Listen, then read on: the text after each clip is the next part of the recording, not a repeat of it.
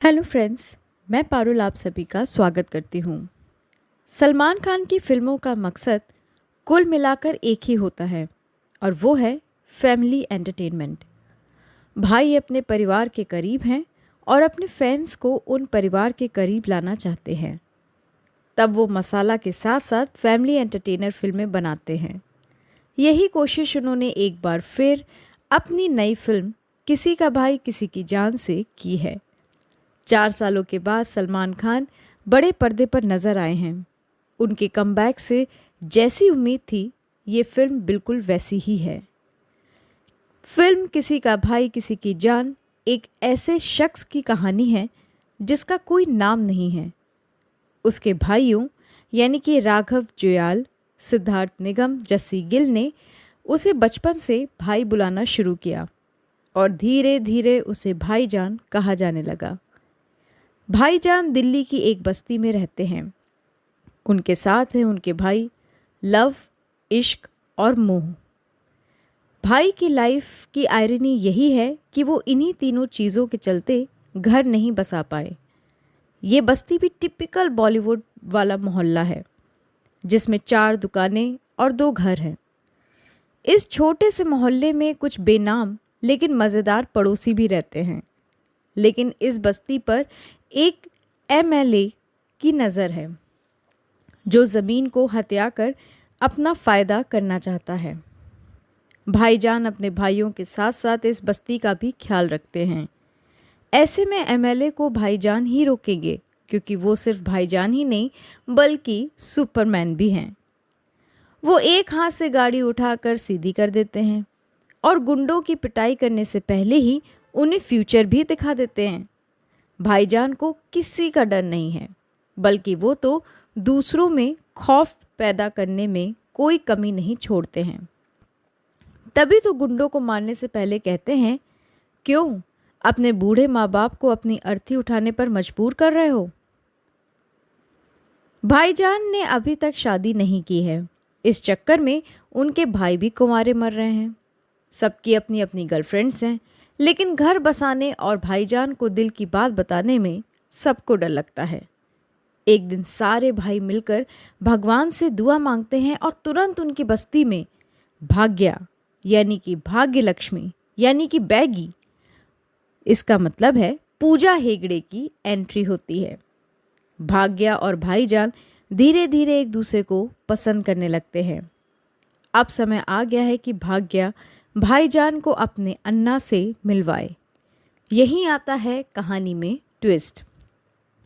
भाग्या के अन्ना यानी बालाकृष्णा के पीछे एक गैंगस्टर पड़ा है। इस गैंगस्टर की बैक स्टोरी आप ना ही जाने तो बेहतर है। तो हाँ, लॉन्ग शॉर्ट स्टोरी ये है कि क्योंकि भाग्या की फैमिली भाई की फैमिली है, इसलिए वो गैंगस्टर की पुंगी बजाने को भी तैयार हैं। इस कहानी में बहुत सारे ट्विस्ट एंड टर्न्स हैं। डायलॉग पर डायलॉग आपको सुनने को मिलेंगे, जिनमें से मेरा और भाईजान का फेवरेट है, सही का होगा सही, गलत का गलत, दुआओं में है बड़ा, वंदे मातरम। ये डायलॉग आपको कई बार फिल्म में सुनने को मिलता है और वंदे भाईजान के डायलॉग में वंदे मातरम हमेशा उनके आसपास के लोग ही बोलते हैं। अपनी पुरानी फिल्मों के रेफरेंस भी सलमान खान ने किसी का भाई किसी की जान में दिया है।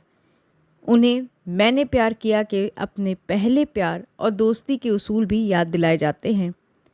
भाग्या भाईजान को अहिंसावादी मानती है, लेकिन जब भाईजान उसके नाम से खंजर मार मार कर गुंडों की जान लेते हैं, तब उसे पता चलता है कि भाई साहब यहाँ तो सीन ही अलग है। सिर्फ भाईजान ही नहीं बल्कि उनके लव, इश्क और मोह नाम के भाई भी हाथापाई में आगे हैं। नॉन वायलेंट भाई की बहन भाग्या के होश तो उड़ते ही हैं। अरे वो आदमी बहुत कुछ कर सकता है।